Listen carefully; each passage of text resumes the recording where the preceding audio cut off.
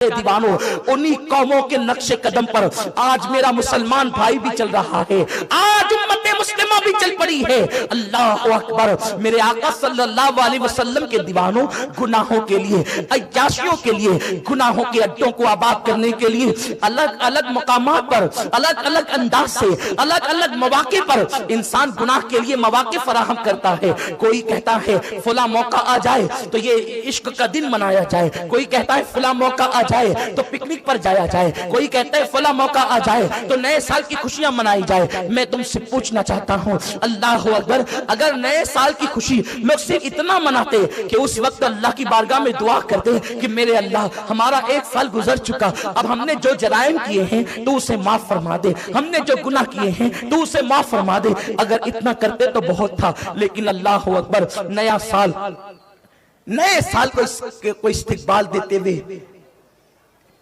लोगों ने बाज़ाब्ता तौर पर गुनाहों के लिए मौके तलाश किए, और बिलखुसूस गुनाह करने वाले कभी गोवा का रुख करते हैं, कभी बंबई का रुख करते हैं, कभी पिकनिक पॉइंट का रुख करते हैं, कभी बागों का, पार्कों का रुख करते हैं, कभी समंदर के किनारों का रुख करते हैं। और ये न्यू ईयर मनाना एक बहाना है, दरअसल वो गुनाह के लिए मौके तलाश करते हैं। और ये सारे काम वो लोग करते हैं जिसको अल्लाह ने खुशहाल किया है। अक्सरियत कुछ चर्बी चढ़े हुए गरीब भी हैं, जिनके लिए बुजुर्गों ने कहा है कि गरीब के पेट में 4 पांव होते हैं। ऐसे लोग भी मालदारों की बराबरी के लिए गुनाहों के मौके तलाश करते हैं। मेरे प्यारे आका सल्लल्लाहु अलैहि वसल्लम के प्यारे दीवानों, न्यू ईयर के हवाले से 3 गुनाह खास तौर पर किए जाते हैं। एक तो शराब, एक तो जिना, अल्लाह अकबर, और एक तो जुल्म। मेरे प्यारे आका सल्लल्लाहु अलैहि वसल्लम के प्यारे दीवानों, लोगों ने अब ये अपने ऊपर लाजिम कर लिया है कि 31 दिसंबर को हमें वो नाइट मनानी ही होगी। और पूरी दुनिया के अंदर, बल्कि अल्लाह अकबर, दुबई जैसे शहरों को ऐसे सजाया जाता है जैसे दुल्हन। नाम निहाद इस्लामी ममालिक कहलाने वाले भी इस नहूसत में मुब्तला हैं। शराब, शबाब, मौसीकी, म्यूजिक, गाने, ये सारी नहूसत अगर दुनिया की दूसरी कौमें इस लानत में मुब्तला है तो हमें ताज्जुब नहीं, इसलिए कि जिनके पास कानून ही ना हो, जिनके पास दस्तूर ही ना हो, अगर वो ये सारी बुराइयां करें तो ताज्जुब की बात नहीं। क्योंकि जिनके हाथ कटे हों, जिनकी आंखें अंधी हो, जिनके कान बहरे हो, अगर वो ये सारी लानतों में डूबे कोई ताज्जुब नहीं। लेकिन जिसके पास रहमतुल लिल आलमीन का कानून मौजूद हो, जिसके पास कुरान जैसी किताब मौजूद हो, जिसके पास अहदीस मुस्तफा जैसी, अल्लाह अकबर, अजीम नेमतें मौजूद हो, वो कौम भी दूसरों को देखते हुए, मुशरिकीन को देखते हुए, काफिरों को देखते हुए, ईसाई और यहूदियों को देखते हुए वो सारी लानत में मुब्तला हो जाए तो अल्लाह अकबर, उनका हाल क्या होगा। ऐ मेरी कौम के जवानों, जवानी अय्याशी के लिए अल्लाह ने नहीं दी है। ये जवानी के कीमती लम्हा सिर्फ 16-17 साल तक आपके पास रहेंगे। 15 साल से जवानी का आगाज होता है और 35 साल तक की जवानी रहती है, और उसके बाद फिर इंसान बुढ़ापे की तरफ ढलता चला जाता है। मेरा अल्लाह फरमाता है, वत्तीन वज़ैतून वतूर सीनीन वहाज़ल बलदिल अमीन। अल्लाह ने 4 कस्में उठाई और जवानी की अहमियत को बताया। वत्तीन, अल्लाह अकबर, जनाब इब्राहिम के शहर की कसम, अल्लाह अकबर, वत्तीन, इब्राहिम के शहर की कसम, वज़ैतून, ईसा के शहर की कसम, वतूर सीनीन, मूसा के शहर की कसम, वहाज़ल बलदिल अमीन, महबूब के शहर की कसम। 4 बड़े पैगंबरों की अल्लाह ने कस्में याद फरमाई, उनके शहरों की कस्में याद फरमाई। आप कहेंगे 3 से मुराद तो इंजीर हमने सुना है, जैतून से मुराद जैतून हमने सुना है, तूर सीनीन से मुराद हमने पहाड़ सुना है। हम कहते हैं आखिर इंजीर इतनी कीमती कैसे हो गई कि खुदा उसकी कस्में उठाने लगे। दरअसल बात यह है कि अल्लाह रब्बुल इज्जत के कलाम का अंदाज ही जुदा है। मेरा अल्लाह वो कलाम करता है कि हर दौर में लोग हैरत ज़दा हैं। दरअसल ऐसा होता है कि जब ताजमहल का नाम आता है तो लोग ताजमहल कहकर आगरा मुराद लेते हैं, इसलिए कि ताजमहल से آگرہ کی پہچان ہے. اسی طرح سے شہر کے اعتبار سے شہر کبھی کبھی نام نہیں لیا جاتا، لیکن جیسے ہی اس کی کوئی مشہور چیز کا نام لیا جاتا ہے اس شہر کا تصور آ جاتا ہے. جیسے لال قلعہ ہو یا جامع مسجد ہو، آپ فوراً دلی کی طرف رجوع کریں گے. تاج محل کی بات آئے آپ آگرہ کی طرف رجوع کریں گے. بھول بھلیاں کی بات آئے تو آپ اللہ اکبر لکھنؤ کا تصور کریں گے. یعنی شہر مشہور ہوتے ہیں میرے آقا علیہ السلام کے دیوانوں. اور جب گنبد خضرا کا نام لیا جائے تو فوراً مدینہ منورہ کا تصور آتا ہے. تو آسیہ سے شہر پہچانے جاتے ہیں. جس زمین پر ابراہیم علیہ السلام کی ولادت ہوئی وہاں کی انجیر مشہور ہے. جس زمین پر جناب عیسیٰ کی ولادت ہوئی وہاں کا زیتون مشہور ہے. جو زمین جناب موسیٰ کی تھی وہاں کا پہاڑ مشہور ہے. اب میرا اللہ اپنے نبیوں کے شہر کی قسم یاد کرتا ہے. ابراہیم کے شہر کی قسم، عیسیٰ کے شہر کی قسم، موسیٰ کے شہر کی قسم، وَهَٰذَا الْبَلَدِ الْأَمِينِ محبوب تیرے شہر کی قسم. یہ چار قسمیں اللہ اکبر چار قسمیں اٹھائی گئی. اللہ بغیر قسم کے بھی کہتا تو ایمان والوں کے لیے وہ حرف آخر ہے، لیکن اللہ اکبر ایک قسم نہیں چار قسمیں. اور اس کے بعد پھر جوانی کی اہمیت بتائی گئی. لَقَدْ خَلَقْنَا الْإِنسَانَ فِي أَحْسَنِ تَقْوِيمٍ ہم نے انسان کو خوبصورت بنایا. مفسرین فرماتے ہیں یہ خوبصورتی جوانی پر دلالت کرتی ہے. خوبصورت بنایا، جوانی کو شباب دیا، حسن دیا. لیکن جب جوانی کی قدر نہ کی گئی، جوانی میں عبادت نہ کی گئی، جوانی میں مولا کو منایا نہ گیا، جوانی میں خدا کے قانون پہ عمل نہ کیا گیا، تو میرا اللہ فرماتا ہے اللہ اکبر لقد خلقنا الانسان فی احسن تقویم ثم رددناہ اسفل سافلین. جب جوانی کی ناقدری کی گئی تو ہم نے بڑھاپے کی بیماریوں میں ڈھکیل دیا، بڑھاپے کے گڑھے میں ڈھکیل دیا. جو لوگ جوانی کو عیاشیوں میں ڈبا دیتے ہیں ان کا بڑھاپا بڑا دردناک ہوتا ہے، ان کا بڑھاپا بڑا کربناک ہوتا ہے. ان کے اندر ان کو بڑھاپے میں قسم پرسی، ذلت، رسوائی بدترین ان کی زندگی ہوتی ہے. ان کی زندگی موت سے بدتر ہوتی ہے، کیونکہ ان کے بچے نے ان کو جوانی میں شراب پیتے دیکھا ہوگا، زنا کے اڈوں پہ جاتا دیکھا ہوگا، تاش کے پتے کھیلتے دیکھا ہوگا، بچوں کو سسکیاں لینے پہ مجبور کرتا دیکھا ہوگا، ماں باپ کی نافرمانی کرتے دیکھا ہوگا. جب جوان ہو کر وہ بچہ شراب پیتا ہے تو بوڑھا باپ منع کرنے کو سوچتا بھی ہوگا تو منع نہیں کر پاتا، اس لیے کہ یہ ڈر ہوتا ہے کہیں میرا بیٹا پلٹ کر یہ نہ کہہ دے ابا جب تم جوان تھے تو کوئی تم نے کم پانی میں آگ نہ لگائی تھی، تم نے کم جو ہے وہ گناہ نہ کیے تھے. میرے پیارے آقا صلی اللہ علیہ وسلم کے دیوانوں، جوانی عیاشی کے لیے نہیں، جوانی اللہ کی عبادت کے لیے ہے، جوانی مولا کو منانے کے لیے ہے. لیکن افسوس فلمیں دیکھ کر، سیریل دیکھ کر گناہوں کے ذوق یہ بن چکا ہے. ان کی پوری دلچسپی یا تو زیورات میں ہے، یا تو اچھے کپڑوں میں ہے، یا تو گناہوں کے اندر ہے، یا تو برائیوں کے اندر ہے. اے خاتون جنت کی کنیزوں، کتنا تابناک ہے ہمارا ماضی، اللہ اکبر، کتنا درخشندہ ہے ہمارا ماضی، کتنا خوبصورت ہے ہمارا ماضی، اللہ اکبر. آئیے علم کے حوالے سے خواتین کا کارنامہ کیا ہے، ان کا علمی ذوق کیا ہے، ان کی علمی خدمات کیا ہے. اگر ہم سب سے پہلے نمبر پر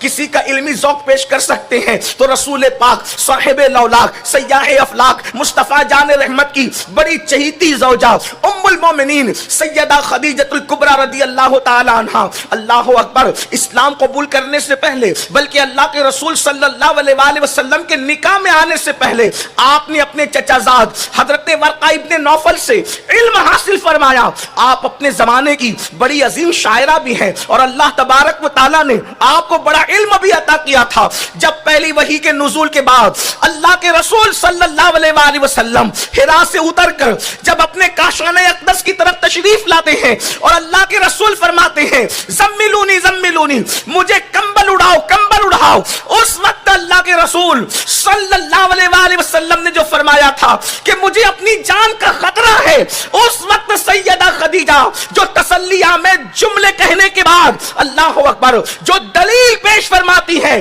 آج بھی احادیث کے اندر وہ انمٹ نقوش کے طور پر انمٹ نقوش عروج کے طور پر وہ آج بھی کتابوں کے اندر جگمگاتے نظر آ رہے ہیں۔ اے خاتون جنت رضی اللہ تعالیٰ عنہ کی کنیزوں، کیا آپ نے نہیں فرمایا تھا کہ آپ صلہ رحمی کرتے ہیں، آپ جو ہے وہ یتیموں کا بوجھ اٹھاتے ہیں، آپ بیواؤں کی خبرگیری کرتے ہیں، آپ مہمان نوازی کرتے ہیں؟ اس طریقے کی یہ جملے کوئی ان پڑھ خاتون تو نہیں کہہ سکتی۔ اللہ اکبر، یعنی اللہ رب العزت نے آپ کو کیسا علم عطا کیا تھا، کیسی سمجھ عطا کی تھی۔ اور اس کے بعد جب ام المومنین سیدہ طیبہ طاہرہ عائشہ صدیقہ بنت صدیق کی باری آتی ہے تو یہ وہ مقدس خاتون ہیں جن کو مفتی چار ملت کہا گیا ہے۔ اللہ اکبر، سیدہ عائشہ صدیقہ رضی اللہ تعالیٰ عنہ جن کے بستر پر قرآن نازل ہوتا ہے، اور اللہ اکبر ان کے بارے میں محدثین اور فقہا نے لکھا ہے کہ آپ مجتہد صحابیات میں سے تھی، آپ علم کے معاملے میں درجہ اجتہاد کو پہنچی ہوئی تھی۔ اللہ رب العزت نے کیا علم عطا کیا تھا، اللہ کے رسول صلی اللہ علیہ وآلہ وسلم سے بغیر کسی واسطے کے آپ نے ڈائریکٹ علم حاصل کیا، اور علم حاصل کرنے کے بعد آپ نے 50 سال تک کے امت کی رہنمائی فرمائی۔ بلکہ علماء فرماتے ہیں نصف دین ام المومنین سیدہ عائشہ صدیقہ سے ملا ہے، اور اس کی تشریح میں کہا گیا اگر اللہ اکبر کمیت کے اعتبار سے نہ صحیح لیکن کیفیت کے اعتبار سے تو نصف دین ام المومنین سیدہ عائشہ صدیقہ رضی اللہ تعالیٰ عنہ کے ذریعے سے ہمیں نصیب ہوا۔ حضرت سیدنا ابو موسیٰ اشعری رضی اللہ تعالیٰ عنہ ارشاد فرماتے ہیں ایسی کوئی علمی مشکل میں نے نہیں پائی جو ہم مشکل لے کر کے ام المومنین عائشہ صدیقہ کی چوکھٹ پر پہنچے اور انہوں نے اس کو حل نہ فرمایا ہو۔ ہر مشکل علم کی ہم سیدہ عائشہ کی چوکھٹ پہ حل کر لیا کرتے تھے، اور وہ حل مسئلے کو حل فرما دیا کرتی تھی۔ اندازہ فرمائے جب اوروں کی عورتیں جہالت کی وادیوں میں بھٹک رہی تھی، اس وقت میرے رسول کی چہیتی زوجہ محبوبہ محبوب رب العالمین اللہ اکبر مفتی چار ملت کے حوالے سے دنیا کے درمیان متعارف تھی۔ اللہ اکبر، ہزاروں شاگرد ہیں ام المومنین سیدہ عائشہ صدیقہ کے جو پردے کے پیچھے سے کبھی قرآن مقدس کی تفسیر کے حوالے سے سوال کرتے، آپ اطمینان بخش جواب عطا کرتی، احادیث کے حوالے سے روایت کرنے والے۔ اللہ اکبر، فرمایا گیا محدثین لکھتے ہیں تقریباً 299 لوگوں نے ام المومنین سے روایت کیا، جس میں سے 65 خواتین ہیں جو اماں عائشہ صدیقہ کی شاگردہ ہیں۔ اللہ اکبر، آپ اندازہ فرمائیں 2210 احادیث ام المومنین سیدہ عائشہ صدیقہ سے روایت کی گئی ہیں۔ اندازہ تو فرمائیں، بلکہ بہت سارے معاملات میں ام المومنین جس طرح سے سوال اللہ کے رسول سے کیا کرتی تھی، ایسے بہت سارے لوگ سوال کرنے کی ہمت نہیں کرتے تھے۔ ایک مرتبہ اللہ کے رسول صلی اللہ علیہ وآلہ وسلم نے ارشاد فرمایا اگر کسی کے 3 بچے بچپنے میں انتقال کر جائیں، اگر کسی کے 3 بچوں کا انتقال ہو جائے تو وہ 3 بچے اپنے ماں باپ کو جنت میں لے کر جائیں گے۔ ممکن ہے اس محفل کے اندر، اس مجمع کے اندر بہت ساری بہنیں ایسی ہوگی، بہت ساری خواتین ایسی ہوگی کہ اللہ اکبر ان کے بچوں کا انتقال ہو گیا ہوگا، ان کی گود خالی ہو گئی ہوگی، ان کی گود اجڑ گئی ہوگی۔ رحمت للعالمین زخموں پر کس طریقے سے مرہم رکھ رہے ہیں اللہ کے سچے رسول صادق و مصدوق فرماتے ہیں اگر کسی کے 3 بچوں کا انتقال ہو جائے تو وہ 3 ننھے بچے اپنے ماں باپ کو جنت میں لے کر کے جائیں گے۔ 3 بچوں کی بات آئی، ام المومنین موجود تھی، آپ نے فوراً سوال کیا یا رسول اللہ صلی اللہ علیہ وآلہ وسلم اگر کسی کے 2 ہی بچے انتقال کر جائیں تو اللہ کے حبیب صلی اللہ علیہ وآلہ وسلم نے ارشاد فرمایا عائشہ اگر 2 ہی بچے انتقال کر جائیں تو 2 بچے بھی اپنے ماں باپ کو جنت میں لے کر جائیں گے۔ اللہ اکبر، اس کے بعد پھر آپ نے عرض کیا رسول اللہ صلی اللہ علیہ وآلہ وسلم اگر 1 ہی بچہ انتقال کر جائے تو اللہ کے حبیب صلی اللہ علیہ وآلہ وسلم ارشاد فرماتے ہیں عائشہ اگر 1 بچہ بھی انتقال کر جائے تو وہ 1 بچہ بھی اپنے ماں باپ کو جنت میں لے کر جائے گا۔ قربان جائے ام المومنین سیدہ عائشہ کی بصیرت پر، علمی بصیرت پر۔ پھر عرض کرتی یا رسول اللہ اگر بچہ پیدا نہ ہو اور ماں کے پیٹ سے وہ بشکل حمل ہی ضائع ہو جائے، کچا بچہ ہی گر جائے تو اللہ کے حبیب کا دریائے کرم جوش میں آتا ہے اور ارشاد فرماتے ہیں عائشہ وہ کچا بچہ بھی اپنے ماں باپ کو جنت میں لے کر کے جائے گا. اللہ اکبر. ام المومنین سیدہ عائشہ صدیقہ کے علم کا عالم یہ تھا. اللہ اکبر. اس طریقے سے بہت سارے معاملات کے اندر ام المومنین سیدہ عائشہ صدیقہ امت کی رہنمائی کرتی نظر آتی ہے. پردے کے پیچھے سے صحابہ تابعین آپ کے پاس آ کر کے علمی استفادہ کیا کرتے تھے اور آپ جو ہے اللہ اکبر سینکڑوں لوگوں کی استاد کی حیثیت سے متعارف تھی اور آپ فتویٰ بھی دیا کرتی تھی اور آپ اجتہاد بھی کیا کرتی تھی. اسی طرح سے حضور کی ازواج پاک میں ام المومنین سیدہ ام سلمہ رضی اللہ تعالیٰ عنہ کی ذات ہے. ام المومنین سیدہ ام سلمہ رضی اللہ تعالیٰ عنہ وہ عظیم صحابیہ بھی ہیں اور ام المومنین بھی ہیں کہ اللہ اکبر جن کو بھی بحیثیت مفتی جو ہے وہ اور فقیہ صحابیات کے اندر آپ کو شمار کیا گیا ہے.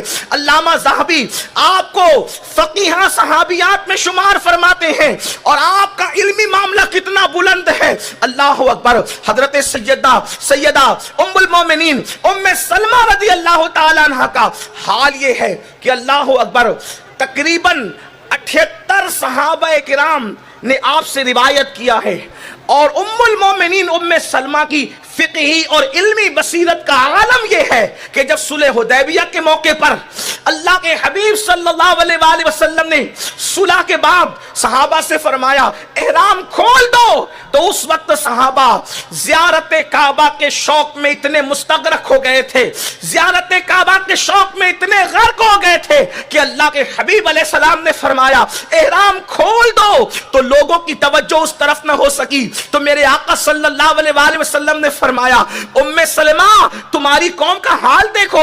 تو اس وقت ام المومنین سیدہ ام سلمہ صاحب وحی مصطفیٰ جان رحمت کی بارگاہ میں عرض کرتی ہیں یا رسول اللہ صلی اللہ علیہ وآلہ وسلم اگر یہ احرام نہیں کھولتے اور بال نہیں مڈاتے تو آپ اپنے بال ترشوا کر احرام سے باہر آ جائیں. جس وقت یہ آپ کو احرام سے باہر دیکھیں گے یہ خود بھی احرام سے باہر ہو جائیں گے. اور تاریخ کی اوراق گواہ ہے ام المومنین سیدہ ام سلمہ کے مشورے پر اللہ اکبر اللہ کے حبیب علیہ الصلوۃ والتسلیم اپنے بالوں کو ترشوا کر جب وہ احرام سے باہر ہوتے ہیں تو بغیر بولے صحابہ کرام بھی اللہ اکبر او ذوق سے باہر آ کر کعبے کی طرف توجہ کرتے ہیں اور سب لوگ جو ہیں احرام سے باہر آ جاتے ہیں. یہ امہات المومنین کا علم تھا. اسی طریقے سے ام المومنین سیدہ جویریہ ابن حارث رضی اللہ تعالیٰ عنہ یہ وہ خاتون ہے اللہ اکبر تقریباً 65 احادیث آپ سے مروی ہے اور ام المومنین حضرت جویریہ ابن حارث رضی اللہ تعالیٰ عنہ اپنے زمانے کی عظیم مفتیاں ہیں کہ مصنف ابن ابی شیبہ میں اور مصنف ابن عبد الرزاق میں آپ کے بعض فتاووں کو نقل کیا گیا ہے. مصنف ابن عبد الرزاق یہ بخاری اور مسلم سے پہلے لکھی گئی کتاب ہے اور ان کا یہ وہ عظیم ہستی ہے حضرت سیدنا ابن عبد الرزاق رضی اللہ تعالیٰ عنہ کہ جن کو امام بخاری کے شیوخ کے بھی شیخ ہونے کا شرف حاصل ہے. انہوں نے اپنی کتاب مصنف ابن عبد الرزاق میں ام المومنین سیدہ جویریہ ابن حارث کے بعض فتاووں کو نقل کیا. مصنف ابن ابی شیبہ کے اندر بعض فتاوے ام المومنین سیدہ جویریہ کے نقل کیے گئے. آپ اندازہ کریں اے خاتون جنت رضی اللہ تعالیٰ عنہ کی کنیزوں کیا ان کا علمی ذوق تھا. یہ تو امہات المومنین کی بات ہو گئی. اس کے بعد بنات رسول کو دیکھیں. بنات رسول کے بھی علمی جواہر پارے احادیث کی کتابوں میں موجود ہے, سیرت کی کتابوں میں موجود ہے. بالخصوص سیدہ کائنات مخدومہ کائنات ملکہ فردوس بری سیدہ طیبہ طاہرہ جن کے سر کے دوپٹے کو کبھی چاند و سورج نے نہیں دیکھا. میرے امام فرماتے ہیں جس کا آنچل نہ دیکھا مہو میرے نے اس ردائے نزاہت پہ لاکھوں سلام. سیدہ ظاہرہ طیبہ طاہرہ جان احمد کی راحت پہ لاکھوں سلام. اللہ اکبر. وہ سیدہ کائنات وہ مخدومہ کائنات علم کا عالم کیا ہے. دراصل جو ہے وہ سیرت نگاروں نے لکھا ہے کہ اللہ کے حبیب صلی اللہ علیہ وآلہ وسلم کے وصال کے بعد آپ کو صرف 6 مہینے کا وقت ملا اور اس 6 مہینے میں بھی آنکھوں سے آنسو आंसू कभी खुश्क नहीं हुए, रात दिन रोती रही रोती रही रोती रही। अगर सैयदा कायनात फातिमा ज़हरा अल्लाह के रसूल सल्लल्लाहु अलैहि वसल्लम के विसाल के बाद तवील अरसा हयात रहती तो इल्मी जवाहिर पारे इस शान से बिखेरती कि दुनिया की अक्ल दंग रह जाती। अल्लाह अकबर। बेटी बचाओ बेटी पढ़ाओ का नारा आज दिया जा रहा है। अल्लाह के हबीब सल्लल्लाहु अलैहि वसल्लम ने 1450 साल पहले बेटी बचा कर भी बता दिया, बेटी पढ़ा कर भी बता दिया। अल्लाह अकबर। एक महफिल में मुस्तफा जाने रहमत सल्लल्लाहु अलैहि वसल्लम सवाल करते हैं। आका का सवाल है, ये बताओ एक औरत के लिए सबसे बेहतर चीज क्या है? एक औरत के लिए सबसे बेहतर चीज क्या है? महफिल के शुरका ने जवाब तो दिया लेकिन मुरादे रसूल के मुताबिक जवाब न मिला। अल्लाह अकबर। बाबे मदीनतुल इल्म सैयदना मौलाए कायनात अली मुर्तजा करमल्लाहु ताला वजहुल करीम घर तशरीफ ले गए और घर जाने के बाद आपने हजरते सैयदा कायनात से फरमाया, आज अल्लाह के हबीब सल्लल्लाहु अलैहि वसल्लम ने सवाल फरमाया, आका ने इरशाद फरमाया औरत के लिए सबसे बेहतर चीज क्या है? लेकिन मुरादे रसूल के मुताबिक जवाब देने वालों ने जवाब नहीं दिया। तो सैयदा कायनात कहती है औरत के लिए सबसे बेहतर चीज ये है कि वो किसी अजनबी मर्द को न देखे। तवज्जो फरमाएं, हुजूर ने क्या तरबियत की थी, क्या इल्म अता किया था, क्या बसीरत अता फरमाई थी। अल्लाह अकबर। मखदूमा कायनात फरमाती हैं, अल्लाह अकबर, इरशाद फरमाती हैं औरत के लिए सबसे बेहतर ये है वो किसी अजनबी मर्द को न देखे और कोई अजनबी मर्द उस औरत को न देखे। ये चीज औरत के लिए सबसे बेहतर है। इतना सुनना था, मौलाए कायनात ने जाकर के ये जवाब अल्लाह के रसूल की बारगाह में अर्ज किया। आका इरशाद फरमाते हैं किसने दिया ये जवाब? जवाब के तेवर, जवाब का अंदाज सुनकर आलिमे मा काना व मा यकून ने पूछा, अली ये जवाब किसने दिया? अर्ज किया या रसूल अल्लाह ये जवाब आपकी शहजादी फातिमा ने दिया। तो आका ने इरशाद फरमाया कि वो तो मेरे जिगर का टुकड़ा है। अल्लाह अकबर। ये आपकी इल्मी बसीरत है और फिर हसनैन करीमैन की तरबियत आपकी इल्मी बसीरत पर बहुत बड़ी दलील है। उसके बाद आप देखते चले जाएं ताबईन के दौर में अल्लाह अकबर खवातीन का इल्मी ज़ौक़ क्या है, यानी वो इल्मी मामला फिर खत्म नहीं हुआ। हजरत सैयदना मालिक इब्न अनस इमाम दारुल हिजरा सैयदना इमाम मालिक रदी अल्लाह तबारक व तआला अन्हु कितने जलीलुल कद्र इमाम है।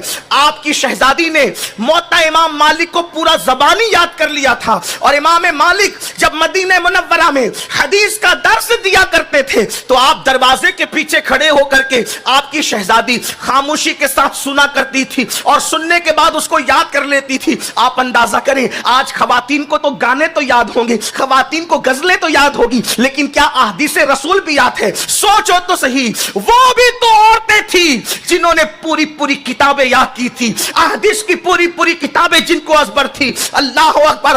अल्लाह इमाम मालिक की उस शहजादी की कब्र पर रहमत और नूर की बरसात फरमाए। मौता इमाम मालिक उनके वालिद की लिखी हुई किताब उन्होंने पूरी ज़बानी याद कर ली थी और इल्म के उस मकाम पर फाइज थी जब इमाम मालिक की महफिल सजा करती तो उस वक्त जब लोग हदीस सुनाया करते, हदीस पढ़ते तो हजरत सैयदना इमाम मालिक की वो शहजादी अल्लाह अकबर वो दरवाजे के पीछे खड़ी हो जाती और जब लोग गलत पढ़ते हदीस पढ़ने में उनको मुगालता होता तो आप लकड़ी को जमीन पे मारती और इमाम मालिक की तवज्जो को उसकी तरफ मबजूल कराती और उनकी इस्लाह किया करती थी। अंदाजा फरमाए उन हदीस पढ़ने वालों मर्दों की इस्लाह अगर कोई करता नजर आ रहा है तो इमाम मालिक की शहजादी करती नजर आ रही थी। अल्लाह अकबर। ये उनका इल्मी मामला है। और उसके बाद देखें हजरत सैयदना सईद इब्ने मुसय्यब रदी अल्लाह ताला अन्हु ये भी जलीलुल कद्र ताबई हैं। अल्लाह अकबर। इनके बारे में आपने अक्सर सुना होगा। सईद इब्ने मुसय्यब मौलाए कायनात के खास शागिर्दों में से थे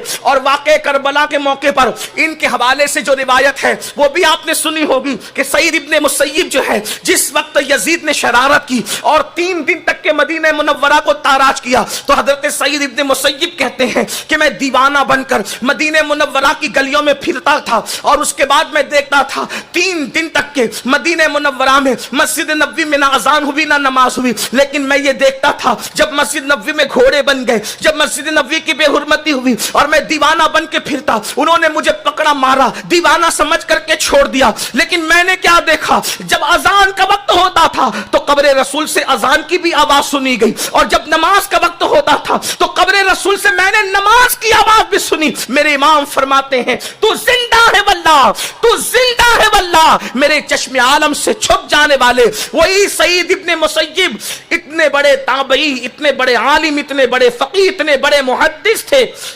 آپ کی کتابیں آپ کی بیٹی نے، جس کا نام درہ بتایا جاتا ہے، انہوں نے آپ کی ساری کتابوں کو یاد کر لیا. سعید ابن مسیب کی بیٹی نے اپنے والد سے علم حاصل کیا اور حاصل کر کے وہ سارے علوم ازبر کر لیے، زبانی یاد کر لیے. عبد الملک ابن مروان نے اپنے بیٹے کا رشتہ سعید ابن مسیب سے، ان کی بیٹی جو عالمہ فاضلہ مفتیہ تھی، ان کے حوالے سے طلب کیا تو آپ نے نہیں دیا اور اپنے ایک شاگرد سے ان کا نکاح کر دیا. اب دلچسپ بات یہ ہے، توجہ کریں، جو یہ کہتے ہیں کہ عورتوں کو پیچھے کیا جاتا ہے، عورتوں کو علم میں آگے بڑھنے نہیں دیا جاتا، عورتوں کو ترقی نہیں کرنے دی جاتی. اے خاتون جنت کی کنیزوں، مدینہ منورہ کی زمین نے یہ منظر بھی دیکھا، چشم فلک نے یہ منظر بھی دیکھا کہ جس وقت سعید ابن مسیب کی بیٹی کا نکاح ان کی عظیم جلیل القدر شاگرد سے ہوا تو دوسری صبح کو وہ آپ کے داماد، جو شاگرد بھی تھے داماد، صبح کو اٹھ کر کے جانے لگے تو سعید ابن مسیب رضی اللہ تعالیٰ عنہ کی شہزادی نے اپنے شوہر سے کہا کہاں جا رہے ہو؟ تو کہا میرے استاد حضرت سعید ابن مسیب رضی اللہ تعالیٰ عنہ کی محفل میں جا رہا ہوں تاکہ علم حاصل کروں. تو اس خاتون نے فرمایا یہیں بیٹھو، کہیں جانے کی ضرورت نہیں، جو علم تمہیں سعید ابن مسیب کے پاس ملے گا وہ سارے علوم میں تمہیں سکھا دوں گی. ایک بیوی اپنے شوہر سے یہ کہہ رہی ہے. دیکھو ان لوگوں کے پاس کتنا علم تھا. آج تو سب کچھ توجہ بیوٹی پارلر کی طرف ہے، آج تو ساری توجہ زیورات کی طرف ہے، آج تو ساری توجہ پارکوں کی طرف ہے، آج تو ساری توجہ گھومنے پھرنے کی طرف ہے. اے خاتون جنت کی کنیزوں، اللہ اکبر، میری بہنوں اندازہ تو کرو، غور تو کرو کس راستے پر جا رہی ہو. علم کا راستہ جنت کا راستہ ہے، علم کا راستہ نجات کا راستہ ہے. اللہ کے حبیب صلی اللہ علیہ وآلہ وسلم نے ارشاد فرمایا العلم نور، علم روشنی ہے، العلم حیات الاسلام و عماد الدین، علم اسلام کی زندگی اور دین کا ستون ہے. مجھے بتاؤ جب ماں کو ہی کلمہ پڑھنا نہیں آئے گا تو وہ اپنے بچوں کو کلمہ کیسے پڑھائے گی؟ اپنے بچوں کو کلمہ کیسے سکھائے گی؟ جب ماں کو ہی وضو کا طریقہ نہیں آئے گا اپنے بچوں کو وضو کرنا کیسے سکھائے گی؟ جب ماں کو نماز پڑھنا نہیں آئے گا اپنے بچوں کو نماز کا طریقہ کیسے سکھائے گی؟ ماں کو ہی پتہ نہیں ہوگا اللہ کے بارے میں کیا عقیدہ ہونا چاہیے، رسول اللہ کے بارے میں کیا عقیدہ ہونا چاہیے، اولیاء اللہ کے بارے میں کیا عقیدہ ہونا چاہیے، صحابہ کے بارے میں کیا عقیدہ ہونا چاہیے، اور اہل البیت کے بارے میں کیا عقیدہ ہونا چاہیے، انبیاء کے بارے میں کیا عقیدہ ہونا چاہیے، قبر، حشر، جنت، دوزخ کے بارے میں اسلامی عقائد و نظریات کیا ہیں. جب ماں کو ہی پتہ نہیں ہوگے تو بچوں کو کیسے پتہ ہوں گے؟ کسی نے بہت بڑی بات کہی تھی، کہنے والے نے کہا تھا آج بھی ہو سکتا ہے، تھوڑی ترمیم کے ساتھ عرض کر رہا ہوں، اس نے کہا، اس کو ترمیم کے ساتھ عرض کر رہا ہوں، آج بھی ہو سکتا ہے عیسیٰ کا پرتو پیدا، آج بھی ہو سکتا ہے عیسیٰ کا پرتو پیدا. ماں کی گود ہی ملتی نہیں مریم کی طرح. اگر آج بھی ماں کی گود مریم کی طرح ہو جائے تو بیٹا حضرت عیسیٰ کا کردار لے کر پیدا ہو. آج بھی ماں کی گود سیدہ فاطمہ الزہرا کی طرح ہو جائے، ان کی خیرات حاصل کر لے تو بچہ جو ہے حسنین کریمین کا کردار لے کر کے پیدا ہو. ذرا غور تو کرو میری بہنوں، جتنا وقت خواتین سیریل میں لگاتی ہے، جتنا وقت عورتیں فلموں میں لگاتی ہے، جتنا وقت عورتیں غیبت میں لگاتی ہے، جتنا وقت عورتیں، بلکہ اب تو العیاذ باللہ یہاں موجود خواتین تو ایسی نہیں ہے، لیکن دائیں بائیں سے سننے میں آتا ہے کہ شادی شدہ عورتیں بھی ناجائز تعلقات کی طرف بعض جگہ بڑھ رہی ہیں. خواتین میں بعض لڑکیاں اللہ اکبر اجنبی مردوں سے تعلقات قائم کر رہی ہیں، حسن کا ناجائز اور حرام استعمال ہو رہا ہے. وجہ کیا ہے؟ نادان عورتوں، ان دنیا کے جرائم کے دلدل سے نکل کر علم کی طرف سفر کرو. اللہ اکبر. آج کل عورتیں یہ بھی سوچ سمجھتی ہے ارے مولانا یہ جو کام آپ لوگ سونپتے ہیں یہ تو سب ننگے بھوکے لوگوں کا کام ہے, مجبور لوگوں کا کام ہے, غریب مفلس لوگوں کا کام ہے. میری بہنوں یہ تمہارے خیالات کی دقیانوسیت ہے, یہ تمہاری فرسودہ فکر ہے, یہ تمہاری گندی سوچ ہے. کس نے کہا کہ یہ سب کام معاذ اللہ ننگے بھوکے لوگوں نے کیا؟ ایک بات یہ بھی کہہ دوں, اگر کسی ننگے بھوکے سے یہ کام ہوا بھی ہے تو خدا نے نہ اسے پھر ننگا رہنے دیا نہ بھوکا رہنے دیا. علم کا یہ فیضان ہے جس نے عرب کے بوریا نشینوں کو کیسر و کسرا کا تاجدار بنا دیا, اجنبیوں میں جس نے عزت عطا کی, وقار عطا کیا. میرے آقا علیہ الصلوۃ و تسلیم کی کنیزوں, اور رہی بات مالداروں کی تو میں آپ کو یہ بھی بتاؤں, اگر آپ کو اپنے مال اور دولت پر ناز ہے تو آپ کو معلوم ہونا چاہیے کہ دولت مند عورتوں نے بھی اتنا علمی کام کیا ہے, اتنا علمی کام کیا کہ آپ کو حیرت ہوگی. آپ کو پتا ہے عباسی بادشاہ مشہور ہے جسے دنیا ہارون رشید کے نام سے جانتی ہے, اس کی بیوی زبیدہ بنت جعفر یہ نہر زبیدہ کے حوالے سے پہچانی گئی, سرائے بنانے کے حوالے سے پہچانی گئی. لیکن زبیدہ کو علم سے اتنی دلچسپی تھی, وہ ایسی علم دوست خاتون تھی کہ جہاں سرائے بنائے, نہر زبیدہ بنائی, بہت ساری چیزیں کی, وہیں پر انہوں نے کئی علمی دانشگاہیں بھی قائم کی, کئی مدارس قائم کیے. اور اس عورت کو جس کا نام زبیدہ خاتون ہے, جس نے حضرت بہلول دانا سے جنت تک حاصل کی, جیتے جی ایک ولی کی زبان سے جنت کی بشارت حاصل کی, اس خاتون کا علمی ذوق یہ تھا, ذوق قرآن یہ تھا کہ اس نے 100 قاری باندیاں اور کنیزیں خرید رکھی تھی. 100 قاری قرآن, قاریہ 100 قاریہ عالمہ کنیزیں خرید رکھی تھی, اور ان کو اس نے فری کر دیا تھا تلاوت قرآن کے لیے اور علم کی خدمت کے لیے.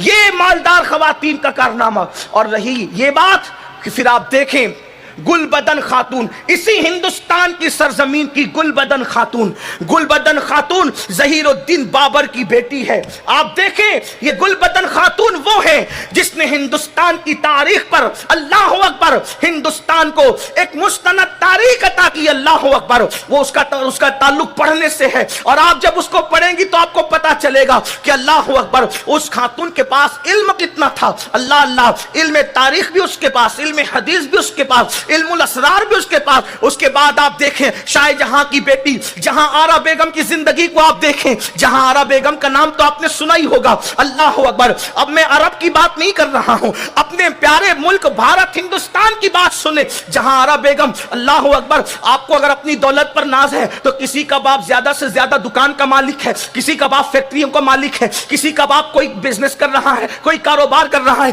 جہاں آرا بیگم کا باپ تو اکھنڈ بھارت کا بادشاہ تھا, شاہ جہاں کی بیٹی تھی, اللہ اکبر, اورنگزیب کی بہن تھی. جہاں آرا بیگم علم کتنا تھا, یہ حافظہ تھی, قرآن کی حافظہ. شاہ جہاں نے اپنی بیٹی کو حافظ قرآن بنایا تھا, قرآن کی حافظہ تھی, عالمہ تھی, علم حدیث پر اللہ نے ملکہ عطا کیا تھا. اور اللہ اکبر علم تصوف سے اتنا شغف تھا کہ تصوف پر جہاں آرا بیگم نے کئی کتابیں لکھی, اور اللہ اکبر ان ساری کتابوں میں 2 کتابیں اب بھی دنیا کے اندر موجود اور مشہور ہے. ایک تو سرکار غریب نواز رضی اللہ تعالیٰ کی زندگی پر مونس الارواح نام کی کتاب جو شہزادی جہاں آرا بیگم نے لکھ کر کے قوم کو تحفہ عطا کیا. اس کے بعد مونس الارواح کے بعد جتنی کتابیں غریب نواز پر لکھی گئی, بڑے بڑے علماء, صلحاء, دانشوروں نے جہاں آرا بیگم کا حوالہ دیا. اس سے پتا چلا علم کی خدمت صرف غریب لوگ نہیں کرتے تھے, مفلس لوگ نہیں کرتے تھے. اور یہ جو دقیانوسی لوگوں کا خیال ہے کہ معاذ اللہ ننگے بھوکے لوگ علمی اور دینی خدمات کرتے تھے, یہ جھوٹ ہے. قوم کے غریبوں نے بھی علم کی خدمات انجام دی ہے, اور مالداروں نے بھی. اندازہ فرمائے ملا بدخشی کی زندگی پر جو سوانح ملتی ہے وہ جہاں آرا بیگم کی لکھی ہوئی ہے, اس کی علمی خدمات یہ ہے. اللہ اکبر, اس سے پتا چلا ہمارے جو گزشتہ دور تھا اس کے غریب لوگ بھی علم علم کی خدمت کرتے تھے، مالدار لوگ بھی علم کی خدمت کرتے تھے، دولت مند لوگ بھی اور دولت مند خواتین بھی. یہ جو آپ کے دل و دماغ میں گھومتا ہے کہ دولت دولت آئے تو چلو عیش کر لو، عیاشیاں کر لو، پارک کو گھوم لو، موج مستی مزے کر لو. یاد رکھیں ہم یہ نہیں کہتے اچھا نہ کھاؤ، اچھا نہ پہنو. شریعت نے جتنی جو ہے وہ گنجائش رکھی ہے، اچھا کھاؤ بھی، اچھا پہنو بھی، حدود شرع میں رہ کر جو ہے وہ زندگی کے مزے بھی لو، حدود شرع میں رہ کر انجوائے بھی کرو، لیکن گناہ مت کرو، حرام کام مت کرو. اس لیے کہ یہ جرائم، یہ حسن کی نمائش، یہ ولیموں میں بے پردگی، یہ بے نمازی پن، یہ ہلڑ بازیاں، یہ مردوں کے ساتھ نظریں لڑانا، اجنبی مردوں سے خلط ملط، یہ سب علم نہ ہونے کی نحوست ہے. اے خاتون جنت کی کنیزوں، علم کی طرف آؤ. سنی دعوت اسلامی مردوں کے ساتھ عورتوں کو بھی راہ علم کا مسافر بنانا چاہتی ہے. ہمارے قائد، ہمارے امیر قبلہ حضور امیر سنی دعوت اسلامی کی یہ خواہش ہے، یہ تمنا ہے کہ ماضی میں جیسے مردوں کے ساتھ عورتیں بھی علم کی دلدادہ تھی، علم کی نمائندہ تھی، علم کی طرف پیش رفت کرنے والی تھی، اسی طرح اب بھی وہ دور آئے کہ میری قوم کی بیٹیوں کے اندر زیور کی دلچسپی کی بجائے کتاب سے دلچسپی ہو جائے، اور غزلوں سے دلچسپی کی بجائے علمی فقہی مسائل سے دلچسپی ہو جائے، موبائل پر گیم کی سے دلچسپی کی بجائے علم حدیث سے دلچسپی ہو جائے. آئیے ایک خوبصورت خاتون کی خوبصورت زندگی اور ان کا علمی ذوق بیان کروں. عورتیں یہ سوچتی ہیں ہم تو عورت ہیں، ہم کہاں جا سکتے ہیں اور کیا کر سکتے ہیں. آئیے اب ایک خاتون کا ذکر وصول برکت کے لیے، دعاؤں کی مقبولیت اور مرادوں کی قبولیت کی نیت سے سن لیں. ایک مقدس خاتون ہے جو اللہ رب العزت نے جس کو قطبیت کے مقام پہ فائز کیا ہے، اور میرے امام اہل سنت نے احسن الویاء کے اندر ان کے مزار کا ذکر کیا کہ جن جن مقامات پر دعائیں قبول ہوتی ہے ان میں سے ایک مقام مصر میں حضرت سیدہ نفیسہ مصری کا مزار بھی ہے. وہاں جا کر جو دعا کی جائے، دعا مانگنے والے کو نہیں دیکھا جاتا بلکہ اللہ دعا کو قبول کر لیتا ہے. یہ حضرت نفیسہ مصری کون ہے؟ ان کا شجرہ نسب ہے نفیسہ بنت حسن ابن زید ابن حسن مسنہ ابن امام حسن ابن علی مرتضی. یہ ان کا شجرہ نسب ہے، اور یہ پر پوتی ہے امام حسن کی، اور یہ بہو ہے حضرت سیدنا امام جعفر صادق کی. امام جعفر صادق کے پوتے اسحاق، ان کے ساتھ ان کا نکاح ہوا. حضرت اسحاق کے ساتھ جو پوتے ہیں حضرت سیدنا امام جعفر صادق کے، یعنی یوں کہہ لیں کہ پر پوتی ہے حضرت امام حسن کی اور حضرت امام حسین کے پر پوتے کی بیوی ہے. اپنے شوہر کے ساتھ مدینہ منورہ سے ہجرت کر کے آپ مصر آ گئی تھی. علم تاریخ، علم سیر، علم تفسیر، علم قرآن، علم لغت، یہ علوم، علم تصوف اللہ نے آپ کو ید تولا عطا کیا تھا، جنہیں نفیسہ مصری کے مقام قطبیت پر فائز ہیں. اور آپ کو حیرت ہوگی کہ جب آپ اپنے گھر میں علمی درس کی محفل سجاتی تو اس علمی محفل سے استفادہ کرنے کے لیے جو بڑے بڑے مرد آتے، خواتین آتی، ان میں نفیسہ مصری کے ایک عظیم شاگرد کا نام محمد ابن ادریس شافعی، جنہیں ہم امام شافعی کے نام سے جانتے ہیں. یہ استاد امام شافعی کی حضرت نفیسہ مصری جو امام جعفر صادق کی بہو ہے. اندازہ فرمائے اس خاتون کے پاس کتنا علم ہوگا، علم کا عالم کیا ہوگا کہ امام شافعی جیسا عظیم مجتہد ان کی بارگاہ میں پردے کے پیچھے زانوے تلمس طے کرتا ہے. یعنی کیا مقام ہے ان لوگوں کا. اور حضرت سیدہ نفیسہ مصری کے علم کا یہ عالم ہے کہ اللہ اکبر، سیرت نگاروں نے جب آپ کا نام لکھا تو نفیسۃ العلم نام لکھ کر کے آپ کے علمی مقام اور مرتبے کو اجاگر فرمایا. یعنی کہ آپ دیکھیں، بادشاہوں کی بیویاں ہوں، بادشاہوں کی بیٹیاں ہوں، یا صوفیاء کی بیویاں ہوں، یا صوفیاء کی بیٹیاں ہوں، رسول اللہ کی ازواج ہوں یا رسول اللہ کی شہزادیاں ہوں، سب کا علمی ذوق آپ دیکھیں. اور اس کے بعد اللہ اکبر، سیدہ نفیسہ مصری نے پوری زندگی علم کی خدمت کی، علم کی خدمت کی، اور پھر اللہ نے وہ مقام عطا کیا خدمت علم کی وجہ سے کہ آپ کے مزار کو اللہ رب العزت نے اللہ اکبر دعا کی قبولیت کا مقام بنا دیا. پھر آپ دیکھیں سرکار غوث اعظم شیخ عبد القادر جیلانی جن کی ہم نیاز کرتے ہیں, ہم انہیں صرف نیاز کے حوالے سے جانتے ہیں. سرکار غوث اعظم رضی اللہ تعالیٰ عنہ کو ہم صرف یا المدد یا غوث اعظم کے حوالے سے جانتے ہیں. حالانکہ یہ کوئی غلط نہیں ہے, ہمارے مسلک کی پہچان ہے, لیکن آپ کو معلوم ہونا چاہیے سرکار غوث پاک کی کم و بیش 17 بیٹیاں تھی اور 17 کے 17 عالمہ اور محدثہ تھی. پھر پوتیوں کا بھی یہی حال, پھر آپ کی نواسیوں کا بھی یہی حال. یہ ایک علمی تسلسل ہے. اے خاتون جنت رضی اللہ تعالیٰ عنہ کی کنیزوں, جب امہات المومنین کے علم کا یہ عالم جو آپ نے سنا, صحابیات کے علم کا یہ عالم جو آپ نے سنا, اسی طریقے سے جو ہے وہ دور تابعین کی خواتین کے علم کا حال جو آپ نے سنا, اسی طریقے سے بادشاہوں کی بیٹی اور بیبیوں کے علمی حالات جو آپ نے سنے, اولیاء اللہ کی بیٹی اور بیبیوں کے حالات جو آپ نے سنے, اب بتائیں اس کے بعد بھی اگر ہم موبائل کے اندر, فیس بک کے اندر, یوٹیوب کے اندر, فلموں کے اندر, غزلوں کے اندر اگر ڈوب کے رہ جائیں تو اس کا مطلب یہی ہے ہم اپنی تباہی کا سامان کر رہے ہیں. اٹھئے آج کے سنی دعوت اسلامی کے سنی اجتماع سے یہ عزم کر کے اٹھئے, میں عمر کے کسی حصے میں ہوں, مجھے اپنی بساط پر علم حاصل کرنا ہے اور علم کے حصول کے لیے ہمیں کوئی شرمانا نہیں ہے. اس لیے کہ جب علم آئے گا حرام و حلال کا فرق آئے گا, علم آئے گا جائز ناجائز کا فرق آئے گا, علم آئے گا ایمان اور کفر کا فرق آئے گا, علم آئے گا کہ تو اچھے اور برے کے اندر تمیز آئے گی, علم آئے گا گفتگو کا سلیقہ آئے گا, علم آئے گا گفتگو کا طریقہ آئے گا. ان پڑھ کے بولنے میں, پڑھے لکھے کے بولنے میں, ان پڑھ کے اٹھنے بیٹھنے میں, پڑھے لکھے کے اٹھنے بیٹھنے میں, ان پڑھ کی ازدواجی زندگی میں, پڑھے لکھے کی ازدواجی زندگی میں زمین آسمان کا فرق ہے. عورتیں صرف گھر میں کپڑے دھلنے والی نہیں, عورتیں گھر میں صرف کھانا پکانے والی نہیں, عورتیں گھر کے اندر صرف بچوں کو نہلانے دھلانے اور دودھ پلانے والی نہیں, بلکہ ہمارے یہاں کتنی عظیم خواتین ہیں جو اللہ اکبر امت کی علمی رہنمائی کر رہی ہیں اور کرتی نظر آ رہی تھی. فتوے کے منصب پر فائز تھی اما عائشہ پاک مفتی 4 ملت کہلا رہی تھی, اور آج میری بہنوں کو کلمہ پڑھنا نہیں آتا. نتیجہ یہ ہے جب ہمیں کلمہ پڑھنا نہیں آتا تو ہمارے بچوں کو بھی کلمہ پڑھنا نہیں آتا. مجھے یہاں پر ایک بات یاد آئی, اللہ اکبر, علم کی برکت دیکھیں. آج کی بچیاں شوہر غریب ہو, آج کی بچیاں شوہر غریب ہو تو کیا کرتی ہیں, وہ سوچتی ہے کہ اب مجھے اس کے ساتھ نباہ نہیں کرنا, میں نے چلی جانا. کیوں؟ کیونکہ اس کے لیے سب کچھ دولت ہے, سب کچھ اچھا لباس ہے, سب کچھ مال ہے. اس کو پتہ ہی نہیں ہے بل تؤثرون الحیات الدنیا والآخرۃ خیر وابقی, آخرت بہتر ہے اس دنیا سے. دنیا میں پائیداری نہیں ہے, دنیا میں ثبات نہیں ہے.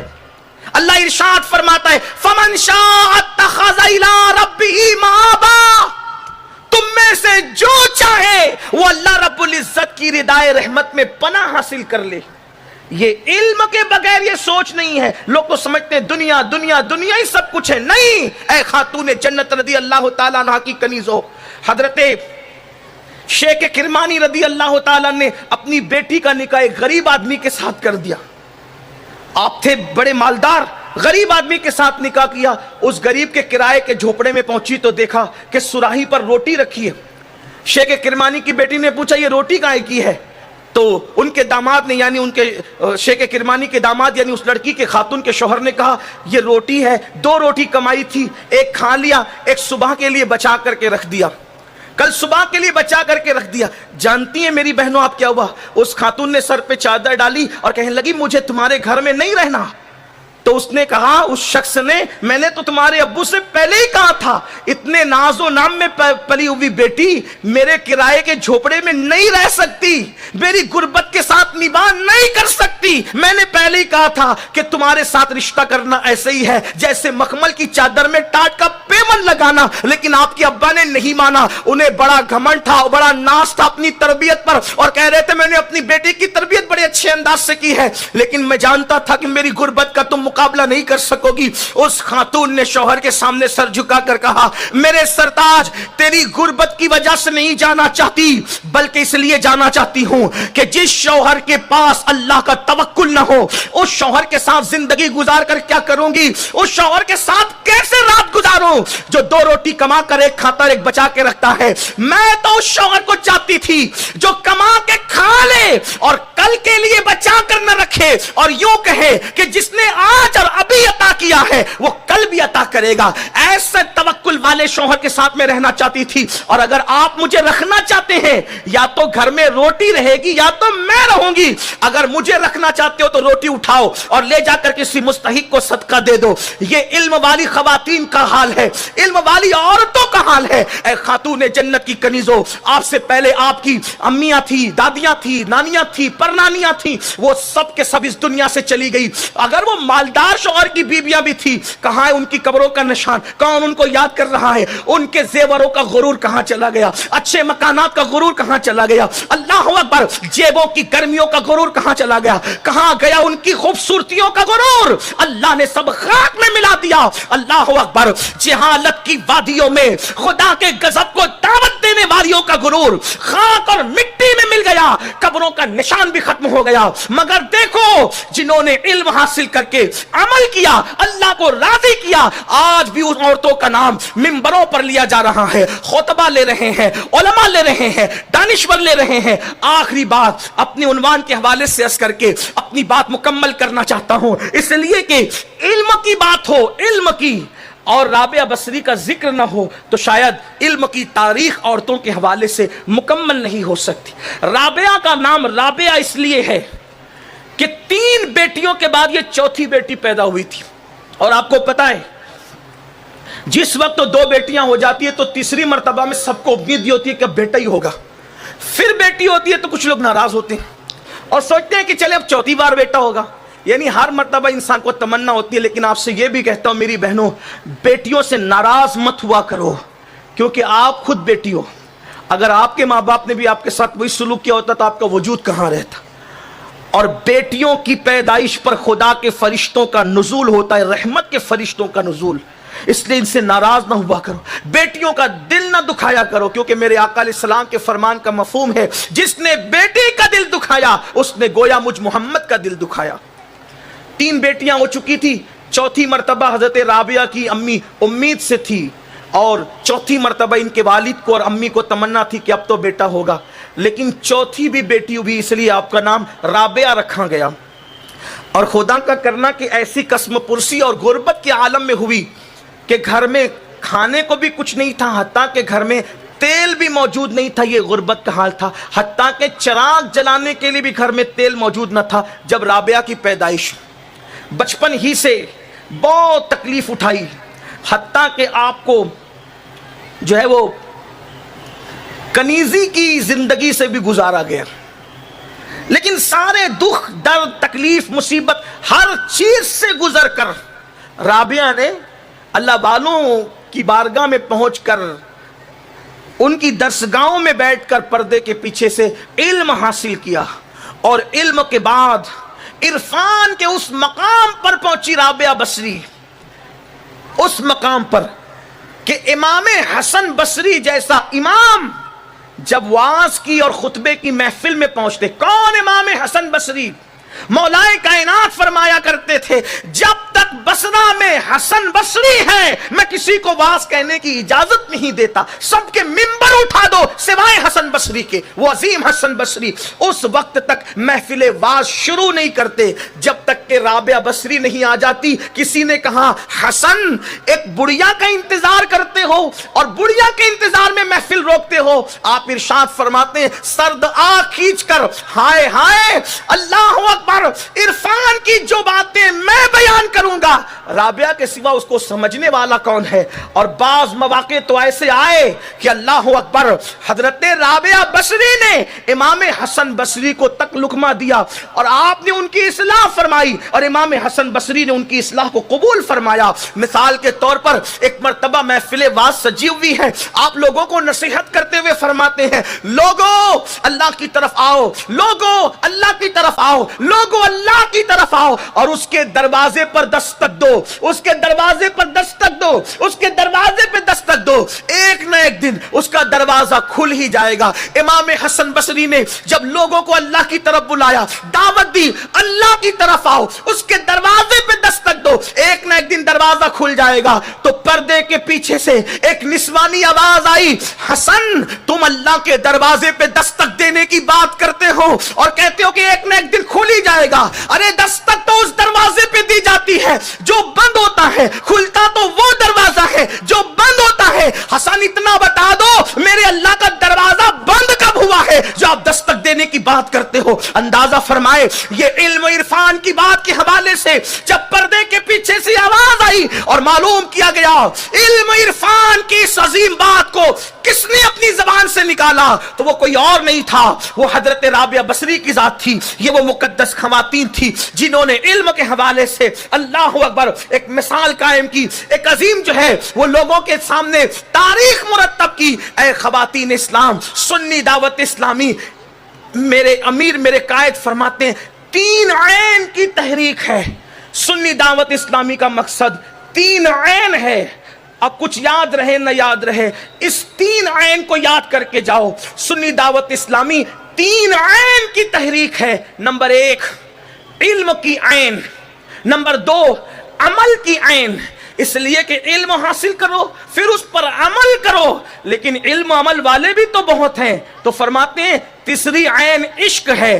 علم، عمل، عشق رسول جب تینوں جمع ہو جاتا ہے تو انسان جنت کی راہ کا مسافر بن جاتا ہے۔ اور میرے امام نے اسی کی دعوت دی اپنے دور میں، لحد میں عشق رخے شہ کا داغ لے کے چلے، اندھیری رات سنی تھی چراغ لے کے چلے، جنا بنے گی محبان 4 یار کی قبر جو اپنے سینوں میں یہ 4 باغ لے کے چلے۔ آؤ علم کی طرف پیش رفت کریں، خواتین بھی علم سیکھیں، قوم کی بچیاں بھی علم کی طرف آئیں، علم کا پرچم اور علم دین کا پرچم لے کر کے آگے بڑھیں۔ انشاءاللہ گناہوں سے نجات ہوگی، برے ماحول سے نجات ہوگی، برائیوں سے نجات ملے گی۔ اللہ رب العزت ہم سب کو کہنے سننے سے زیادہ عمل کی توفیق عطا فرمائے، ہم سب کو علم نافع عطا فرمائے، خاشع دل